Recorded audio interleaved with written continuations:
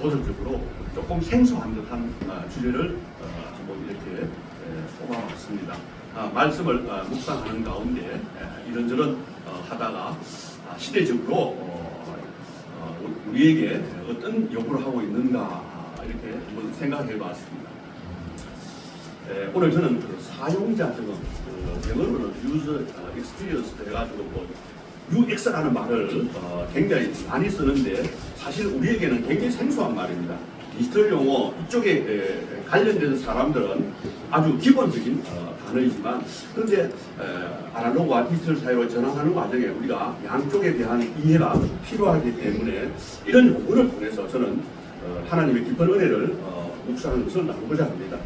사용자 경험이라는 것은 말 그대로 사용자가 내가 예를 들어 사용자가 어떤 도구를 사용해보고 그 경험을 얘기하는 겁니다. 그 경험을 얘기하면서 그거 좋네, 그거 스마트폰 좋네, 그거 컴퓨터 좋네, 이런 식으로 그것을 사용자 경험이라 합니다. 보통 제품의 그 어떤 서비스나 그 도구 이런 것들을 예를 들어서 스마트폰 우리가 이렇게 스마트폰은 삼성 갤럭시 폰이 있고 또 뭡니까? 애플에서 나온 뭡니까? 아이폰 그런 게 있잖아요. 사용해보고 이거 괜찮네 하면 막 사용하기 쉽고 이러면은 만족도가 높으면 그런 것을 일반적으로 사용합니다. 그래서 그것을 사용자 경험이다 이렇게 얘기합니다. 오늘 저는 이러한 용어를 통하여 우리가 하나님을 만날 때 느끼는 놀라운 변화와 만족도 이런 것들로 한번 대체해 봤습니다. 그래서 저는 오늘 이것을 하나님을 만난 어떤 그 기적의 사용자 경험이라 이렇게 부르고 싶습니다. 오늘 본문에 그러한 것이 나타나 있기 때문에 그렇습니다. 이렇게 이제 우리 기독교를 합니까? 체험의 종교, 체험의 어떤 신앙 이런 얘기를 많이 합니다. 하나님을 만나고 그 간증이 없는 신앙은 죽은 신앙이라 해도 한이 없습니다. 살아있는 하나님이 우리가 매일 주님을 만나면은 그 만날 때마다 여러 가지 말씀을 해 주시기 때문에 그렇다라는 겁니다. 여러분은 얼마나 자주 그리고 얼마나 깊이 하나님을 통해서 기적의 사용자 경험을 하십니까? 라고 이렇게 하셨습니까? 하십니까? 이렇게 고전적인 질문을 한다면 한번 내면으로 한번 생각을 해 보시면 좋겠습니다. 그 만났을 때 만족도는 어떠했습니까? 그리고 지금도 계속 만나고 계시고 만족도는 어떠한가 한번 자문을 한번 해봤으면 좋겠습니다.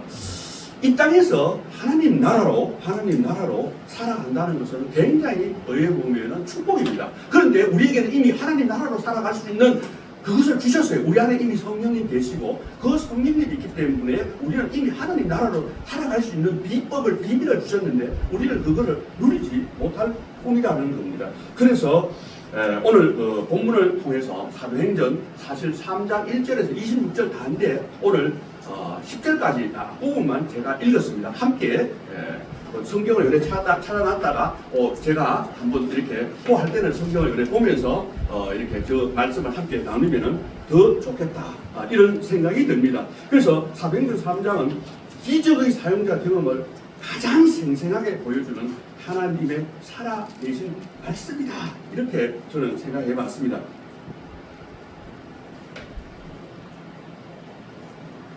말씀 수업으로 들어가서 하나님의 음성을 함께 우리가 들어보는 시간이 되었으면 좋겠습니다. 그래서 성령께서 우리 각자에게 강력하게 임하셔가지고 우리가 정말로 살아가면서 문제 없는 사람이 없습니다. 문제 없는 사람은 지금 전부 다 있어야 됩니다. 하나님은 이 땅에서 항상 문제를 주시고 미션을 주시고 그걸 통해서 복음을 전하게 하기 때문에 그렇습니다. 오늘 말씀을 통해서 또 깨닫게 하시고 때로는 뭡니까? 뉘우치게 하시고 또 회개케 하시고 때로는 말씀을 붙잡고 결단케 우리가 이런 과정을 이 땅에서 서가되는 과정이 아닌가. 그래서 하나님의 은혜를 우리가 누리는 그런 삶이 아닌가. 오늘 그런 시간이 되기를 간절히 기원합니다. 아멘이십니까? 네. 아멘. 오늘 말씀을 나누기 전에 사도행전 3장의 내용을 간략하게 소개해 보겠습니다. 저는 지금 모빌리티 교회에 가장 적합한 사도행전을 가지고 말씀을 나누고 있습니다.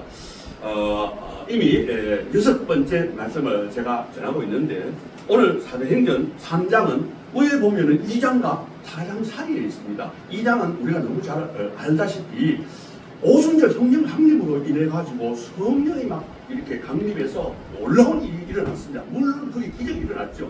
방언이 터지고 그래서 그 당시 6월절에 온 몸이가 사방에서 온 유대인들이 막 서로 언어가 안 되었지만은 뭡니까 언어가 통일돼서 바로 통변이 일어나가지고 놀라운 일들이 일어나면서 그러한 것을 통해서 그러한 일이 일어난 것에 대해서 베드로가 설교를 합니다. 이런 것이 왜 일어나는지 그래서 그것이 하나의 예언의 성취고 결과적으로 예수 그리스도의 복음을 전합니다. 십자가에 돌아가신 그 예수가 부활하셨고 그런 것을 통해서 베드로의 1차 설교를 통하고 그러면서 바로 회개하고 제사함을 받도록 세례를 받도록 그렇게 함으로써 3,000명이 이렇게 그 초대교회가 부흥하는 그런 장면을 우리는 목격했었습니다. 그리고 오늘 하는 건 아니지만 4장은 어떤 내용이냐 하면은 오늘 오늘 다룰 그런 베드로와 요한이 성전에 올라갈 때 안전뱅이 40년이나 그 안전뱅이로 살은 그 사람이 결과적으로 기적이 일어났습니다. 그렇습니다. 하나님을 찬양했습니다. 이 사건을 또 베드로가 그래서 사람들이 몰려온 베드로가 몰려온 사람들을 통해서 이렇게 그렇게 4장은 왜 보면은 베드로하고 요한이 이게 안전뱅이 고치 사건 때문에 그 당시 막 되게 사람이 막 몰려왔어요. 그래가지고 근데 유대인 지도자들이 막 핍박하고 박해하고 그래갖고 감옥에 갔다가 훈련하는 것이 4장입니다. 근데 3장은 안전뱅이 그 사건을 기적을 일으킨 그 사건을 얘기하면서 그 사건 오늘 그 본문에 나오는 거예요. 오늘 그 사건을 통해서 기적의 원인이 뭐냐, 기적을 가져오게 하는 궁극적인 것은 뭐냐 라는 것을 얘기하고 있습니다. 그것을 기적을 앞부분에 10절까지 얘기하고 나중에 11절에서 26절까지는 뭐냐 하면은 그 기적을 베드로가 해석하는 겁니다. 오늘 그 말씀을 한번 나누어 보도록 그렇게 하겠습니다. 그래서 사도행전 3장의 그 앞부분 1절에서 10절은 쉽게 말하면은 베드로가 그 기적 성령께서 베드로를 통해서 기적을 통해서 안전뱅이를 이렇게 일으킨 사건이고 두 번째는 그거를 해설하는 설교입니다. 그래서 이 두 사건을 가만히 보면은요 우연한 사건이 아니고 사실 여기 오늘 비밀이 있는데 예수 이름에 권능이 만들어낸 의에 보면 오늘 주제인 최고의 사용자 경험이다. 바로 기적의 사용자 경험이다. 뭐 이런 생각을 저는 해 보았습니다. 그래서 저는 오늘 안전뱅이가 걷는 이 기적을 좀 인간적 관점에서 살펴보고 또 그 다음에 하나님 관점에서 어떨까 이런 것들을 한번 고민을 해봤습니다. 그래서 안전뱅이가 걷는 기적을 인간적 관점에서 제가 생각해 보니까 좀 미스터리라는 단어를 대입해서 이렇게 말씀을 나누면 좋겠다 이런 묵상을 해봤습니다. 보통 미스터리라든지 기적 이 단어는 종종 혼용해서 사용하기도 합니다. 그러나 본질적인 차이가 있습니다. 결론에서 제가 그 차이를 말씀드리고 미스터리는 현재 인간의 지식이나 과학 기술로 설명하거나 이해하기 어려운 어떤 그런 현상, 좀 미지의 현상, 사건 이런 것들을 보통 얘기합니다. 그래서 그렇지만은 답은 있습니다. 그래서 좀 수수께끼 비슷합니다. 수수께끼 많이 해봤죠? 네. 수수께끼는 어떻게 합니까? 질문하고 이렇게 대답을 찾아내죠. 그 과정에 굉장히 즐거움도 있고 호기심도 있고 굉장히 이렇게 어떤 그 현상 너머에 새로운 어떤 그런 답을 항상 요구하죠, 그죠? 그 어떤 그 너머에 어떤 이렇게 본질을 이렇게 좀 추구하려는 그런 맥락이 있습니다. 그래서 이렇게 풀어가는 과정에서 왜 보면은 좀 이렇게 그 문제를 막 풀면서 논리적인 어떤 그런 사고, 추론하는 사고, 그죠? 그 문제 해결하는 사고 이런 것들을 좀 가지고 있습니다.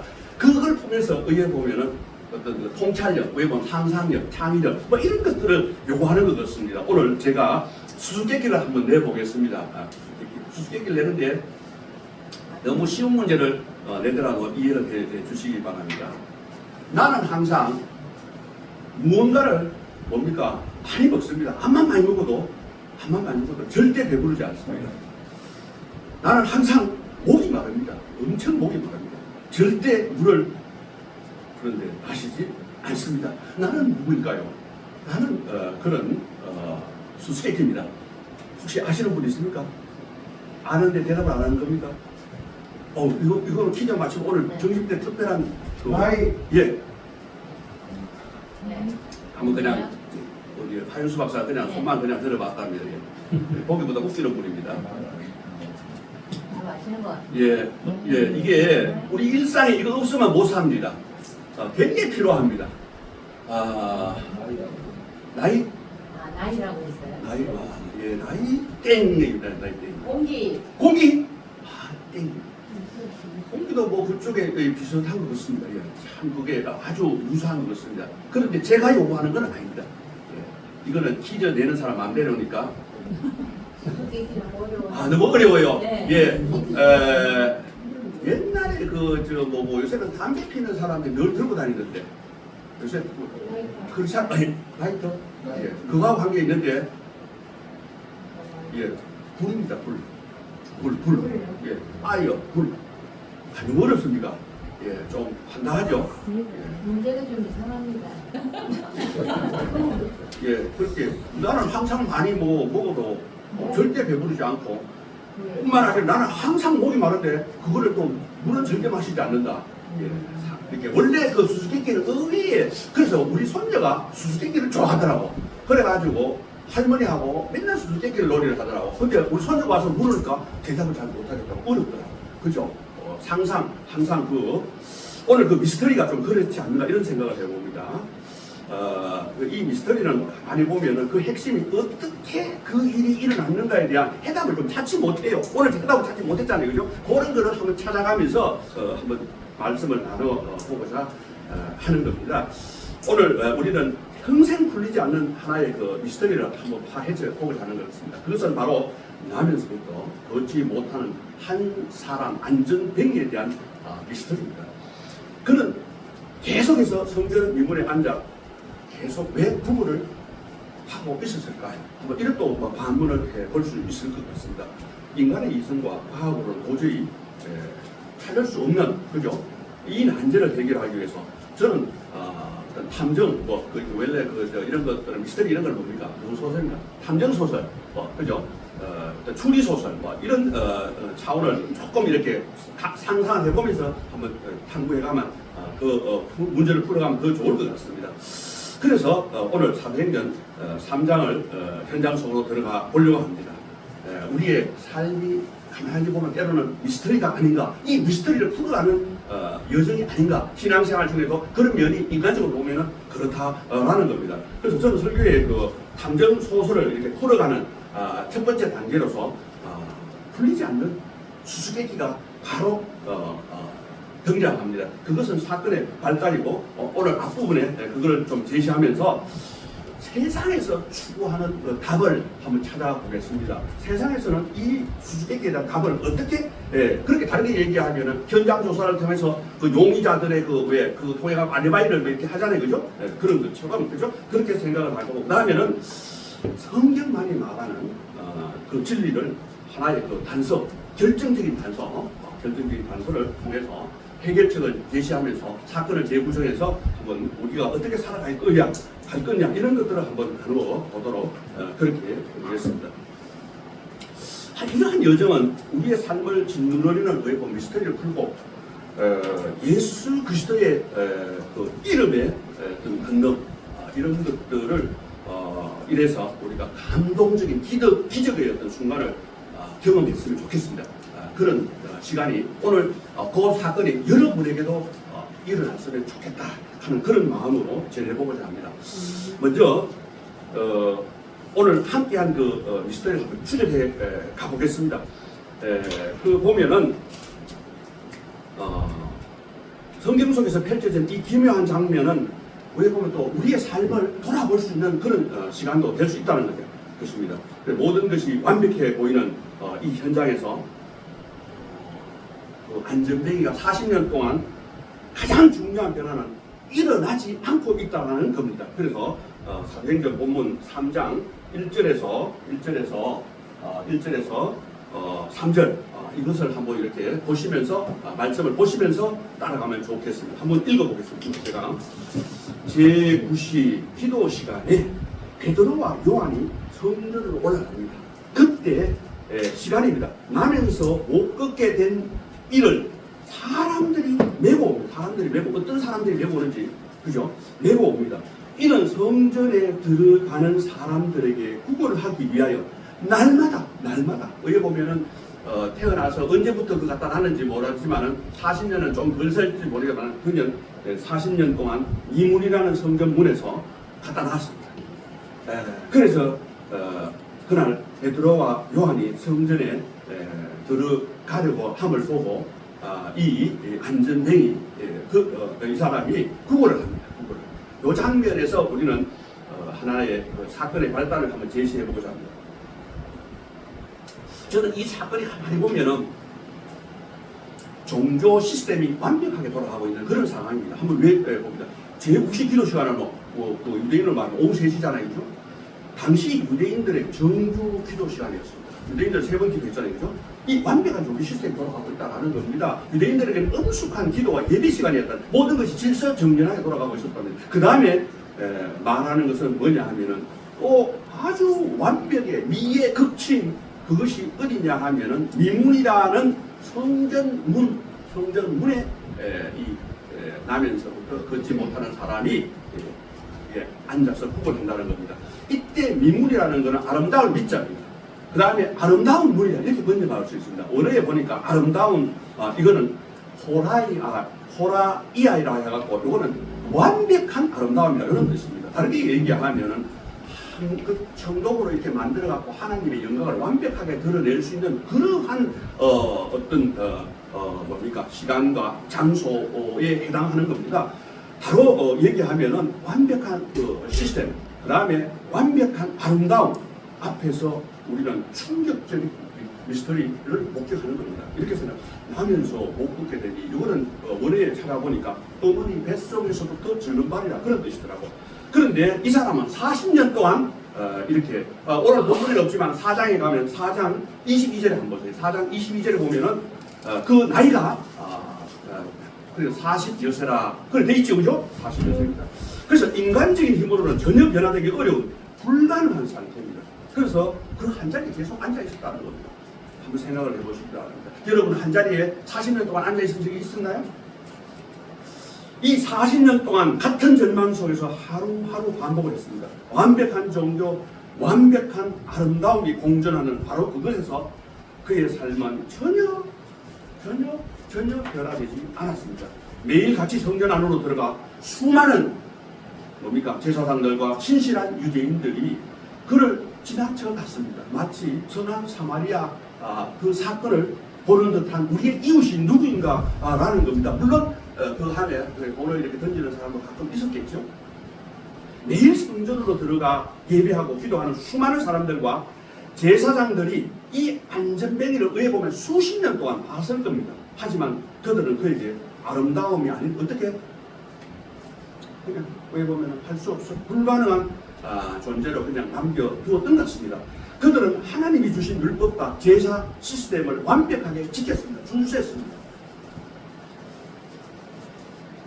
그러나 정작 문 앞에서 고통받는 사람에게는 사실 엄밀하게 얘기하면 별 관심이 없었습니다. 아무 관심이 없었습니다. 해결책도 제시하지 못했다는 겁니다. 가만히 생각해 보세요. 우리가 삶을 그죠? 종교적 열심이 오히려 하나님의 참된 능력을 가로막고 있지 않나 이런 생각도 저는 해봤습니다. 바로 이것이 저는 미스테리라 이렇게 봤습니다. 완벽한 종교의 열심과 어디 보면 멋진 아름다운 어떤 그 신앙 이것이 형식 속에 있을 때 그것은 근본적인 변화를 일으키지 못한다는 사실을 이렇게 시사하고 있는 것 같습니다. 왜 40년 동안 날마다 반복되는 무력감 단순히 한 사람의 문제가 아니라 껍데기만 남은 종교의 무능력함을 증언하고 있지 않나 이렇게 생각을 해보십니다. 우리는 이 미스터리의 실마리를 풀지 않고서는 진도가 나갈 수 없는 것입니다.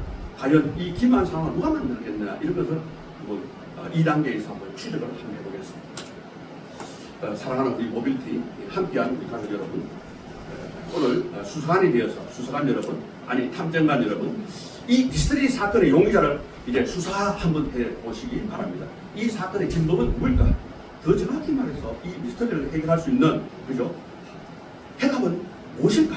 오늘 본문 3장 4절에서 6절을 한번 6절 상반절까지 한번 찾아보겠습니다. 한번 따라서 읽어 보시기 바랍니다.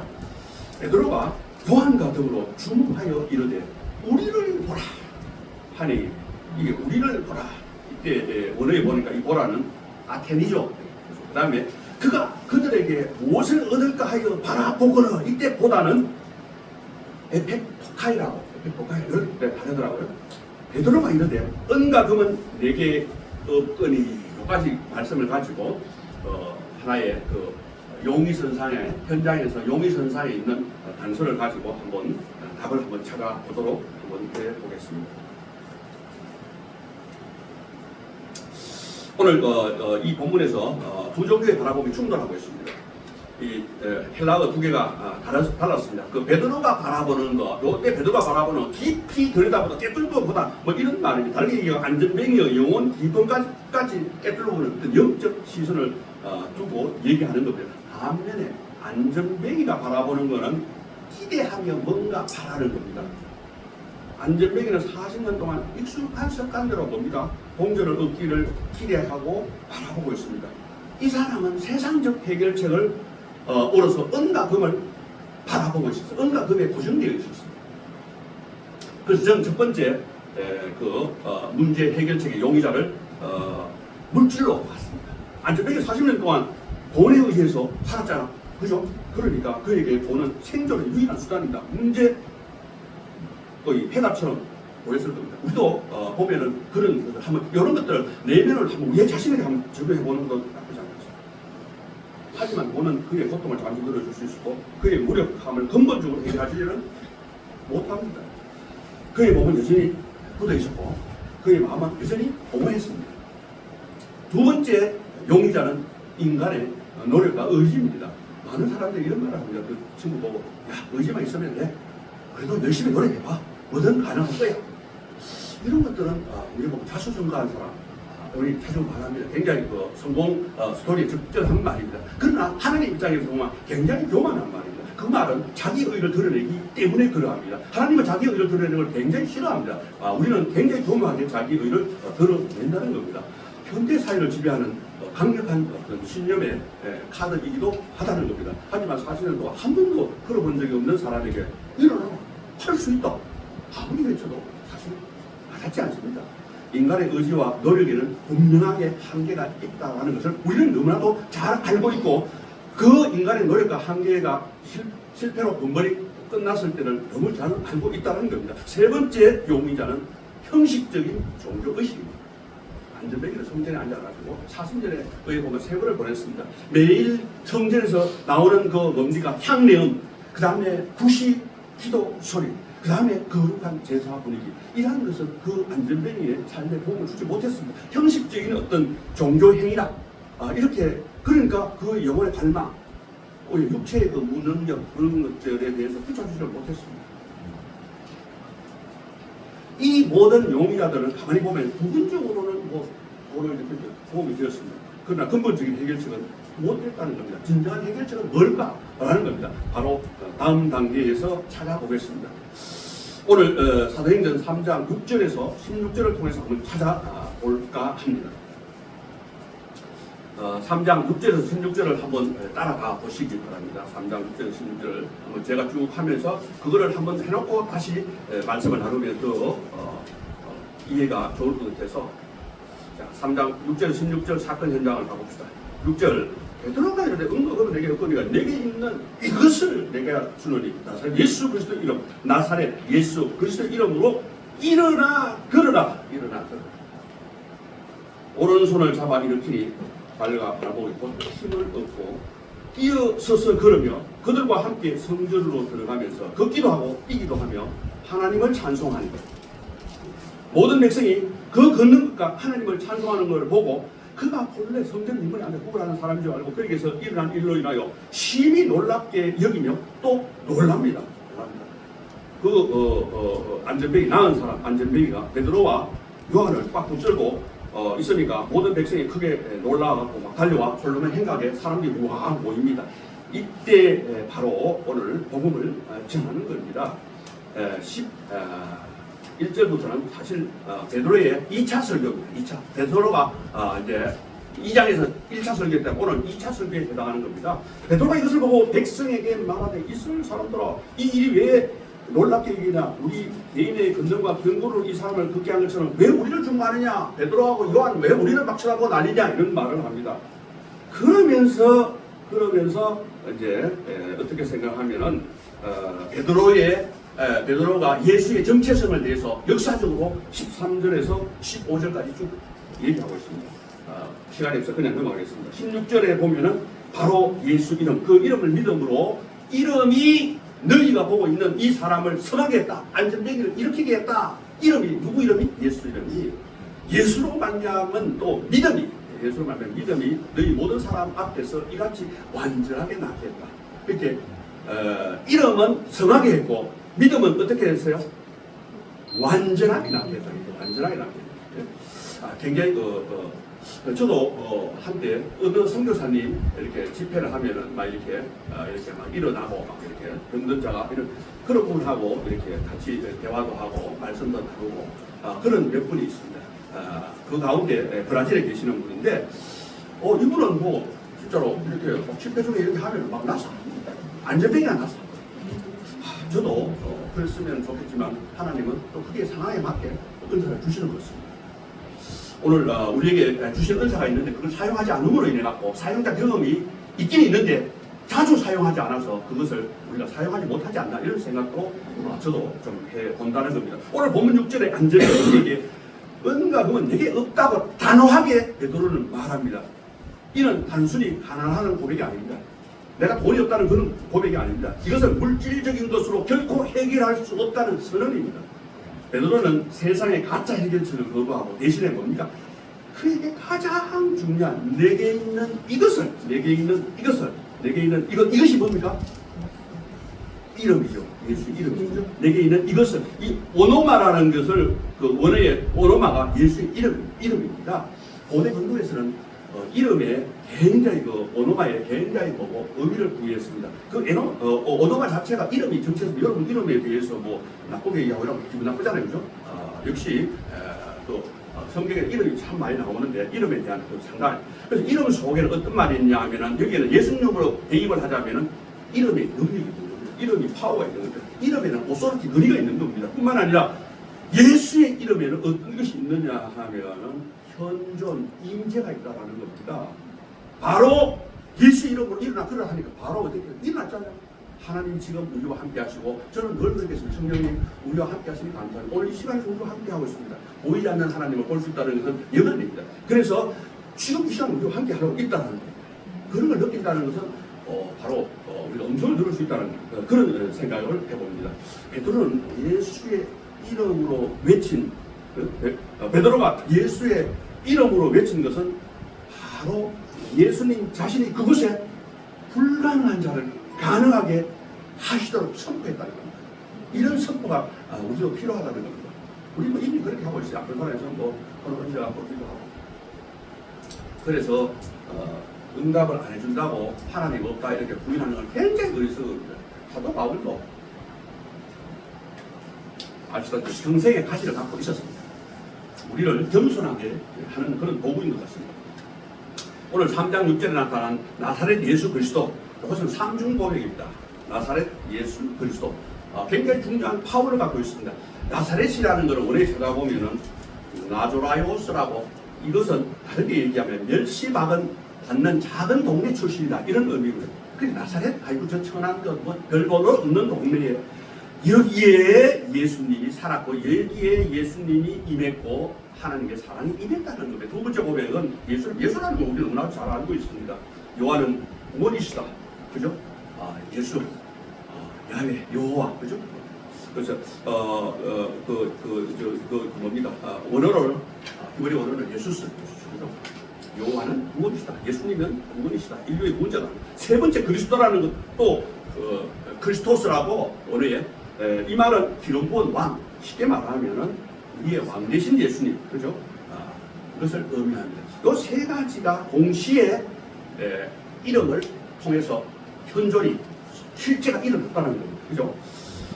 이 삼중보급액은 어떻게 보면 가장 낮은 곳에서 가장 높은 곳에까지 이르는 그런 파워 있는 우리 주님은 지금 예수님은 하늘 나라에 계십니다. 천국에 하나님 보좌 우편에 지금도 계시고 때가 되면 오시겠다고 얘기를 하고 있다는 겁니다. 그래서 이 나사렛 예수 그리스도라는 그 선포 속에는 즉각적으로 우리가 보면 반응한다는 겁니다. 즉각적으로 어떤 것을 일어난다는 40년 동안 눕거나 앉아 있었지만 사람이 이제는 결코 뭐고 40년 동안 앉아 있었지만 앉아 있었던 그 안전뱅이가 그거 끼고 막 하나님을 찬양했잖아요. 그죠? 오늘 3장 8절에 그렇게 돼 있잖아요. 그죠? 이 육체의 치유를 넘어서 우리가 보면 불가능한 삶이 완전히 회복되는, 우리가 보면 이것이 기적의 사용자 경험이다. 저는 이렇게 받는 겁니다. 이 기적의 사용자 경험은 예수님을 통해서 불가능했던 삶이 완전히 뭡니까? 이렇게 회복되는 놀라운 그 변화, 만족을 의미하는 겁니다. 이것이 바로 인간의 노력이나 물질이 아닌 예수 그리스도의 이름이 주는 진정한 해결책이다. 이렇게 말합니다. 이는 오늘날에도 여전히 유효하다는 겁니다. 그래서 오늘 우리는 불가능을 가능케 하는 유일한 열쇠는 뭡니까? 나사렛 예수 그리스도. 물론 세 개 다 안 해도 됩니다. 예수만 해도 됩니다. 때로는 뭐 그리스도만 해도 되지만 예수를 중심으로, 그죠? 예수가 파워. 예수는 오래거리만 이름이잖아요. 예수라는 이름도 그 당시 반했어요. 그래서 나사렛의 동네에 낳는 예수 그리스도, 그리스도 왕이다 이런 말. 그래서 그렇게 우리가 나사렛 예수 그리스도 하면 구체적으로 예수님을 확실하게 이렇게 얘기해주는 그런 단어라는 겁니다. 이거 계속 안 가는 거예요.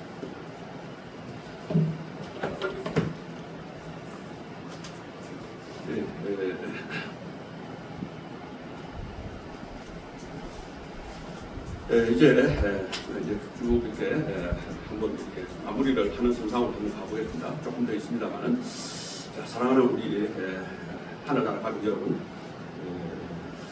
그래 보면 지금 아직까지 수사가 덜 끝났습니다. 수사관 여러분, 탐정가 여러분, 이제 미스터리의 조각들이 맞춰지고 좀 있나요? 어떻게 하면 좋을지 나름대로 결론을 좀 쓰고 있나요? 베드로의 안전뱅이 치유는 기적을 통해서 의에 보면은 사건을 재구성해서 예수님을 거부했던 우리 모든 근본적인 문제와 거기에 대한 완전한 해답을 제시합니다. 성경은 항상 불완전한 대답이고 완전한 대답을 요구합니다. 우리가 그래서 있을 때마다 저는 늘 성경에서 그 답을 찾아가지고 세상 사람이 어떻게 하려다면 하나님 아시기 때문에 저는 하나님의 길을 가려고 이렇게 늘 하고 있습니다. 그래서 대학에서는 보면 어떨 때는 또 바보같이 치복을 당하기도 하고 조금 그럴 수도 있어요. 그렇다고 해서 세상을 모르고 그런 말을 하지 않습니다. 세상과 거꾸로 가야 될 때 하나님의 길을 바로 가고 있다는 것이 현실적으로 참 많습니다. 오늘 사도행전 사건의 재구성을 위해서 복음의 완전한 해결책을 위해서 사도행전 3장 17절에서 26절 말씀을 다 읽지는 않겠습니다. 부분적으로 제가 이렇게 해서 한번 말씀을 나눠보겠습니다. 17절로 한번 가보시기 바랍니다. 형제들아, 너희가 알지 못하여서 그러한 것과 같이 너희 관리들도 그러한 줄 아노라. 이렇게 얘기합니다. 그래서 너희가 알지 못해서 그 앞부분에 예수를 죽였다 이 말이에요. 그런 내용이 앞부분에 있었습니다. 너희 관리들조차도, 제사장들조차도, 너희들 지도자들조차도 그걸 모르고 그랬으니까, 그러므로 너희는 회개하고 돌이켜 너희의 죄 없이 함을 받아라. 이같이 하게 되면 새롭게 되는 날, 이 새롭게 되는 날, 그렇죠? 새롭게 되는 날이 주 앞으로부터 이럴 것이요, 또 주께서 너희를 위하여 예정하신 그리스도 곧 예수를 보낼 것이다. 그러면서 21절에 보면은 예수가 만물을 회복할 때까지 하늘에 계시다가 만물이 회복될 때 보내시겠다, 심판하러 오시겠다, 그런 얘기를 하고 있습니다. 그래서 베드로는 유대인들에게 그들이 예수님을 십자가에 못 박은 것이 무지에서 비롯됐다고 3장 17절에 얘기를 하고 있습니다. 하지만 이제 더 이상 우리는 무지에 머물러 있을 수 없다는 겁니다. 다르게 얘기하면은 참된 알을 알 때가 왔다는 겁니다. 그래서 이 깨달음의 그것은 단순한 지식의 증가가 아닙니다. 우리 아들에게도 이런 말을 하고 싶습니다. 아들, 너가 아무리 그 뭐 박사야, 우박사고 세계적인 그 학자라도 그것을 너 밖에 있는 뭡니까? 그 지식으로만 이렇게 하려 하면은 이게 목마름이 있을 수밖에 없다. 그러나 거기에 너가 기도하고 하나님을 진정 만났을 때 거기에는 어마어마한 세상을 변화시킬 파워가 있다. 그거를 꼭 명심했으면 좋겠습니다. 아들하고 제가 이렇게 구체적으로 얘기해서 너무 죄송하지만 앞으로 또 이렇게 당분간 또 떨어져 있고 이러면 몇 년도 못 보고 이러면 그럴 것 같아서 이렇게 공개적인 자리에서 다시 한번 얘기를 하고 싶습니다.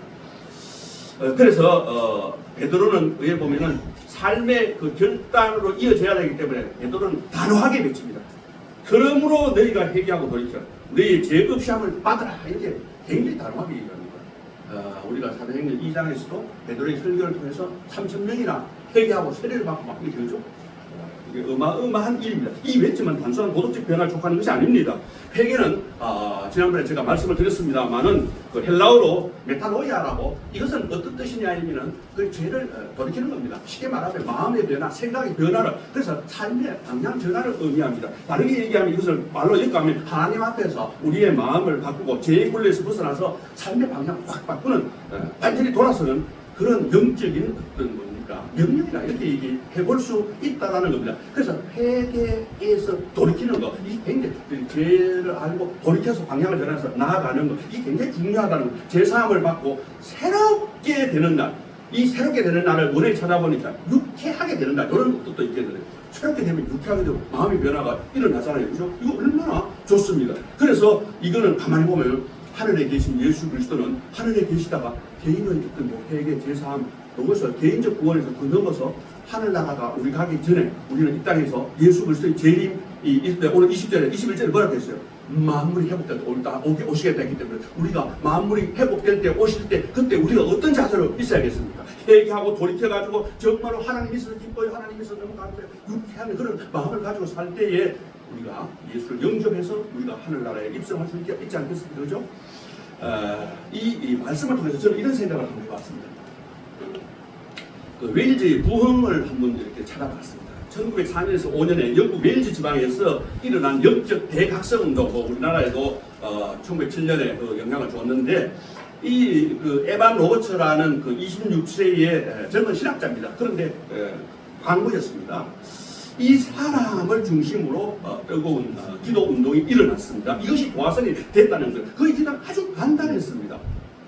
주님, 이 땅을 좀 이렇게 좀 우그러지게 하소서. 이게 영어로 얘기하면은 밴드라는 거는 뭡니까? 이렇게 우그러지게 하다, 이렇게 그죠? 이렇게 꺾이게 하다, 이렇게 밴드스 오 로드라는 거예요.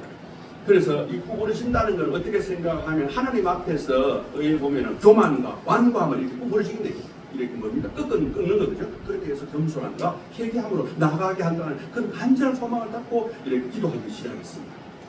그는 화려한 설교를 하지 않았습니다. 인간적인 노력에 의존하지 않았습니다. 오직 하나님의 강력한 개인만을 구했던 그러한 당시의 그 영적 분위기를 굉장히 잘 보여주는 그런 것입니다. 어떻게 생각하면은 화려한 설교를 통해서 대규모 집회를 통해서 사람들이 위에 보면은 주의 이름, 그죠? 아까 전에 오노마, 이게 키우는 주인데 오노마 키우.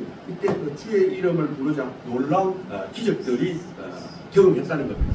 다르게 얘기하면 한 개인의 변화가 그 지역을 웨일즈 지역을 변화시켰습니다. 그 웨일즈 지역이 세워졌습니다. 저는 이런 것을 꿈꿉니다. 모빌리티 교회는 건물 중심의 교회가 아니고 몸대 성전 중심으로 우리가 살아가면서 정말로 이런 것들을 꿈꾸다 보면은 새로운 일들이 일어나고 있습니다. 저 같은 이렇게 생각하는 분들이 참 많습니다. 주변에. 이제 한국은 새로운 희망이 있다. 이런 생각을 저는 해 보았습니다. 그래서 여기 보면은 이런 사건으로 인해서 웨일즈 지역에는 술집이 없었습니다. 술집이 문을 닫았습니다. 두 번째, 감옥이 텅텅 비기 시작했습니다. 세 번째, 가정이 회복돼서 깨어진 가정이 회복되었다는 겁니다. 아멘이십니까? 아멘. 예.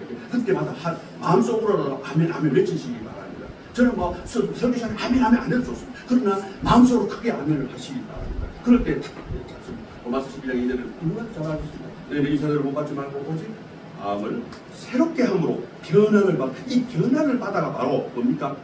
새롭게 되어지는 날과 그래서 유쾌하게 되어지고 마음의 변화가 일어나기 때문에 새로운 삶을 살아갈 수 있다는 겁니다. 그 전제가 회개였고 그렇게 했다는 겁니다.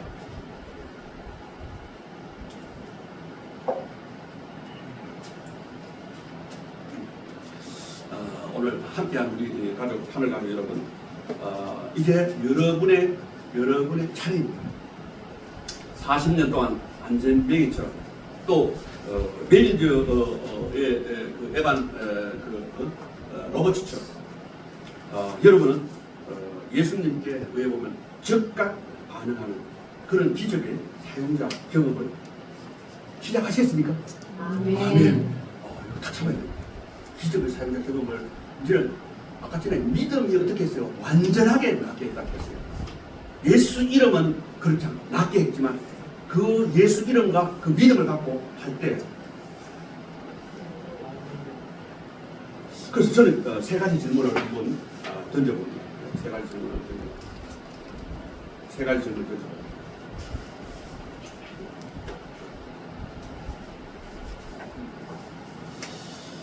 여러분은 미문 앞에 아직도 앉아있나요? 목사님 그런 말씀 하십니다.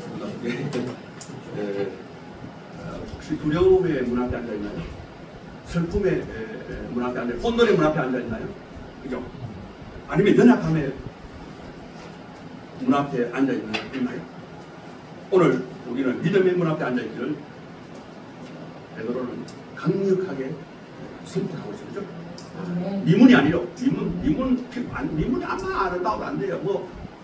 얼굴 막 해갖고 성경하고 이래도 그죠? 그냥 순수하게 있는 그대로의 얼굴, 그죠? 그래서 믿음의 신문 이렇게 되죠. 그런 것이 저는 기대가 되고 있습니다. 여러분 무엇을 기대하고 있나요? 오늘 은과 금 오늘 기대하고 있나요? 기대하는 건 나쁘지 않지. 성경을 위해서 쓰는 거죠. 그런데 예수의 능력과 권위가 담긴 예수 그리스도, 나사렛 예수 그리스도, 그죠? 이름이십니까? 이름을 기대해요. 이름을 늘 삶 가운데 기대하고 설레임 마음으로 선포합니다. 그죠? 저도 이 설교를 준비하면 굉장히 또 새롭게 결단하고 새롭게 해야겠다 이런 생각을 해 보았습니다. 아마 제가 때가 됐을 때 우리 모빌리티 교회에 아주 작지만은 세계적인 어떤 그런 분들도 아마 오실 기회가 되면 이렇게 오면은 오겠다 이렇게 얘기를 해놨습니다. 여러분도 변화의 경험을 준비하고 있나요? 준비하셔야 됩니다. 그죠? 그리고 여러분도 변화를 경험할 준비, 이렇게 이미 여러분들은 사용자 경험을 많이 하셨습니다. 그런데 이렇게 자주 하다 보면 성령님과 대화하고 그게 성령의 음성을 듣는 것이 있지 않겠습니까? 그죠? 아까 전에 했던 그 오네포 목사님의 말씀을 한번 생각해 보겠습니다. 저도 고등학교 때도 독일어고 대학교 때도 독일어고 박사과정 입학할 때도 독일어, 졸업할 때도 독일어 했는데 그죠? 독일어는 해석을 할 줄 압니다. 해석을. 제가 발음이 그래서 하진 않고 요거를 번역하면 이렇습니다. 예수 그리스도는 우리의 질문에 대한 답이 다 보통 얘기하는데 보내번은 답이 아니다 이렇게 얘기합니다. 우리의 질문을 변화시키는 분이다. 그게 이렇게 저도 이렇게 하다 보고 무슨 기도하다 보니까 생각지도 안 했던 그런 것들이 자꾸 이렇게 찬양도 나오게 되고 그죠. 그러니까 하나님은 먼지 묻었던 전혀 생각지도 않은 것이 툭툭 생각나게 합니다. 하나님은 읽어놓으면 때가 되면 다 사용하는 것입니다. 다 사용하는 것입니다. 그래서 예수님의 이름으로 여러분의 스토리가 풀리는 그게 기적의 사용자 경험을 많이 하시기를 간절히 축원합니다. 아멘. 사랑하는 또 하늘 가족 여러분, 오늘 설교의 결론은 미스터리가 아닙니다. 우리의 믿음을 통한 하나님의 개입하는 그런 표적, 그런 기적, 이런 것을 저는 말하고 싶다라는 겁니다. 그죠? 하나님이 개입하는 것을 우리를 뭐라 하느냐 하면은 기적이라 합니다. 그래서 미스터리는 인간의 지식의 한계로 아직 풀리지 못한 수수께끼이지만 때가 되면 풀립니다. 아직도 수수께끼가 너무 많습니다. 우주에 대한 수수께끼도 아직 많이 있습니다. 기적은 하나님의 영역에 속해가지고 인간의 노력은 죽었다 깨도 잘 안 되는 그런 부분들이 있어요. 결국 풀 수 없는 초자연적인 거하고 좀 관련이 있다라는 겁니다. 하나님은 우리에게 복을 주시기 위해서 예수님을 먼저 보내주셨습니다. 그분의 목적, 우리가 스스로 악함을 버리고 다시 바른 길로 돌아오시기를 간절히 바라고 있습니다. 주님은 우리가 돌아오라 이렇게 얘기하고 있습니다. 제에서 그렇게 돌아오면 내가 막 마음껏 축복하겠다, 그죠? 부자를 생각 맞아요, 그죠? 그렇게 생고생하지만 우리 주님은 아름다운 문이 아닙니다. 그죠? 초라한 문 앞에서 나가서 막 아들 오기를 막 신발 다 벗고 갖고 아들 죽었다 하는 거죠. 상부가 뭔데도 막 이렇게 목 빠지게 막 이렇게. 그게 아비의 심정인 그렇습니다. 우리 아들이 있는데 우리 아들은 저의 심정을 잘 모릅니다. 왜냐하면 아버지가 되어보면 압니다. 그죠, 장로님, 그죠? 그게 아버지가 되어보면 우리 손녀는 죽었다 깨도 저의 할비의 심정을 모릅니다. 왜냐하면 할비가 되어보면 알겠더라고. 참 이게 교만한 말일지 모르겠지만은 우리 인간이 갖고 있는 그런 이 경험에서, 그죠? 자기 경험이 굉장한 방해를 가지고 올 수 있다는 겁니다. 그죠? 우리가 때로는 종교적 그런 시스템이 우리의 잘못된 것을 이렇게 가로막을 수도 있다는 겁니다. 성령 안에서 체험하는 건 그렇지 않습니다. 자유함이 있다는 겁니다.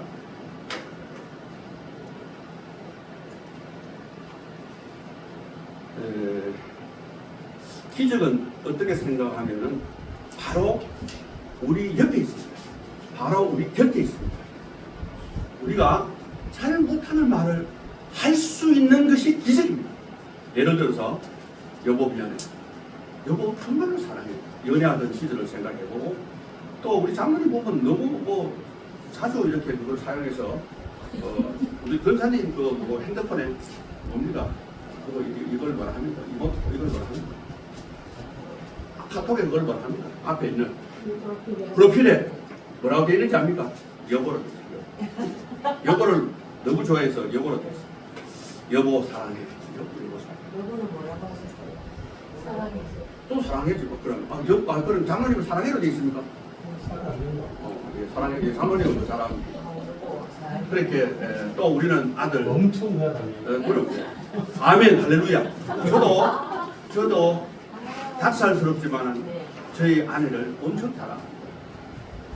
저희 아내 저는 그래서 사실 오늘 유배 집사님 왔는데 얼굴 알지. 입으로하고 잘 못하는 거는 오늘 사건 이후로 조금 더 지난번에도 인사했는데 이렇게 딱 이렇게 딱 쳐다봐고 이렇게 컨택을 잘 못하는 우리 수미 집사님 있죠. 여러분 오셔가지고 기도하는 그래요. 그래서 오해도 많이 받습니다. 동네에 가다가 보면 이렇게 이런 못 본 척하고 그렇게 진행합니다. 제가 유심히 잘 안 봅니다. 다르게 얘기하면은 저는 늘 아내를 사랑하는 그런 마음을 가지고 죄짓지 않으려고 늘 이렇게 노력하면서 때로는 요셉을 생각하면서 그런 이런저런 생각하면서 합니다. 왜냐하면 죄를 짓고 나면 뻔한 건차로 괴롭고 그것은 불보다 뻔한 겁니다. 불보다 뻔한데 그러나 우리의 안목의 정력은 때로는 미국으로 빠지게 합니다. 아들 내가 정말 잘못했어. 이렇게 선포할 수 있는 것은 어마어마한 기적입니다. 오늘날 이 기적을 말하지 않기 때문에 힘듭니다. 사회가 힘들고 교회가 힘들고 그죠? 내가 잘못했어 이렇게. 우리 아들하고 딸이 늘 얘기합니다. 아빠 바보 뽑고 바보도 교수라고 그거 많이 얘기합니다. 어릴 때부터. 그런데 집에 있으면은 알잖아요, 그죠? 그런데 아빠는 잘못했으면 잘못했다고 얘기를 한다는 거예요. 그게 안 돼요. 그게 안 돼요. 부부간에도 그렇게 하시기 바랍니다. 우리 집 사람 잘못한 말 저한테 잘 안 합니다. 내가 늘 여보 내가 미안해. 뭘 미안하니 뭘 잘못했는데.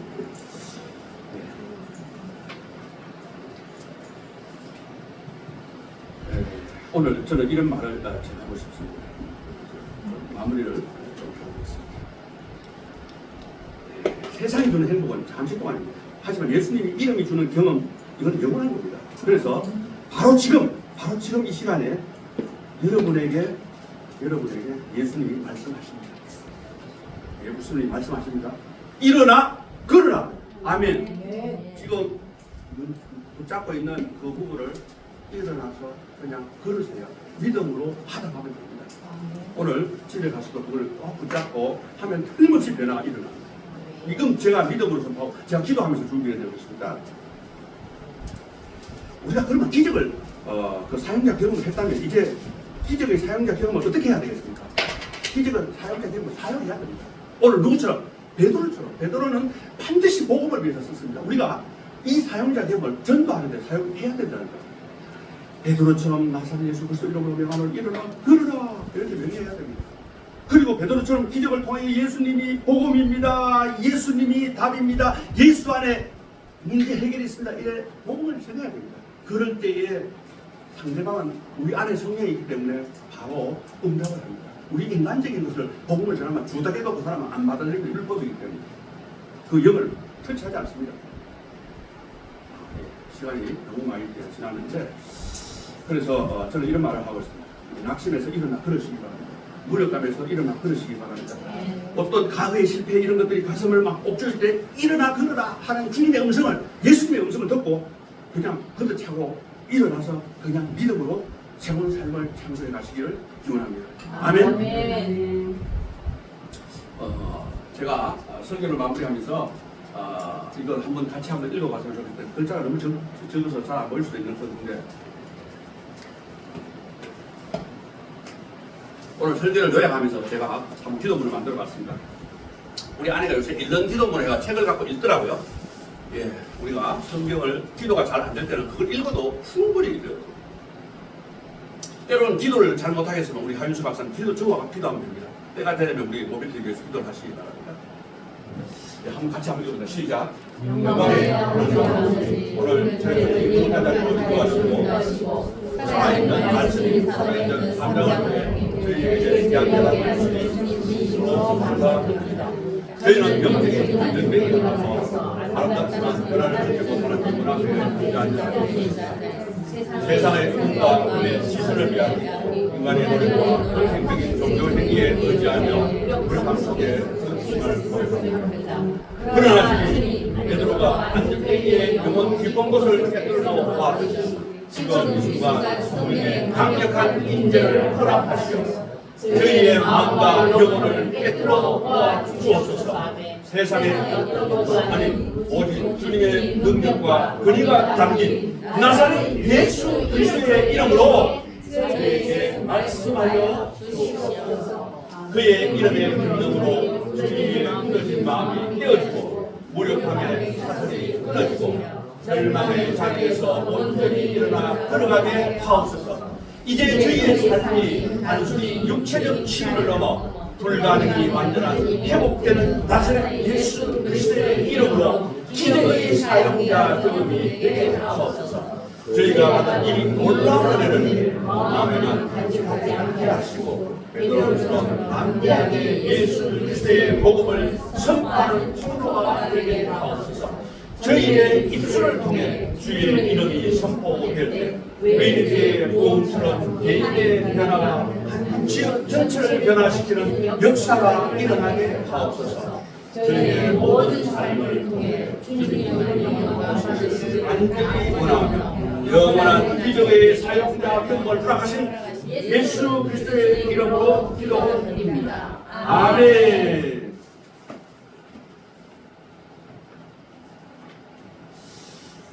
오늘 시간이 너무 많이 돼서 나중에 식사하면서 나눴으면 좋겠어요. 그래도 한두 번 나누면 좋겠어요. 저는 이제 보통 30분 하고 12시 20분 돼가지고 나눔을 하고 나누면서 이렇게 기도 제목도 하고 이러면 좋겠는데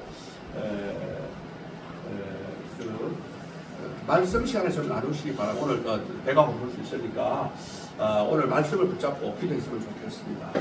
말씀을 붙잡고 내게 주시는 말씀이죠. 나 이거를 좀 이렇게 내가 이런 거 일어나 그래야 되겠어. 이거 섭집한 거 이거 그래야 되겠어. 이렇게 마음이 느껴지는 것이 분명히 있을 겁니다. 그 부분을 이렇게 때로는 뭡니까 그 지나치지 말고 미분 앞에 그냥 지나치면 거기에 가서 복음을 전해야 됩니다. 그래야 변화가 일어난다는 겁니다.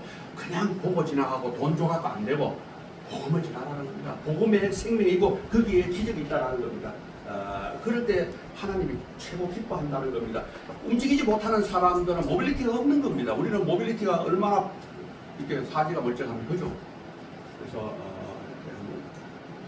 오늘 한번 이렇게 이런 전생하고 특별히 나라가 쉽지 않습니다. 전 세계적으로 쉽지 않습니다. 지금 불안이 조금 움직여라 나라와 민족 국가를 위해서 기도해 주시고 교회를 위해서 기도해 주시고 오늘 주신 말씀을 가지고 통성으로 간절하게 기도하고 그 다음에 이제 우리가 지금 한번 금방 나 없어도 이 찬양이 이게 제가 막 청년 시절에 대학 시절에 열심히 불렀던 찬양이고 또 뭐 예수 이름으로 막 그것도 하고 그 예수 이름에 파가 있었던 건데 유치원 영화 우리 임숙 집사님 뭐 니도 좀 했으면 좋겠어. 우리 임숙 집사님 찬양 사람이야. 오늘 선수가 오셨네. 예. 네. 그렇게 한번 해보세요. 그래서 우리 간절하게 자기가 이번에 이제 뭐 내가 오늘 받은 그 말씀을 꼭 붙들고 한번 간절하게 소리를 크게 안 들립니다. 그렇지만은 마음에 힘을 주고 기도하시기 바랍니다. 같이 기도하겠습니다. 주님 감사합니다. 오늘 아버지 말씀을 통해서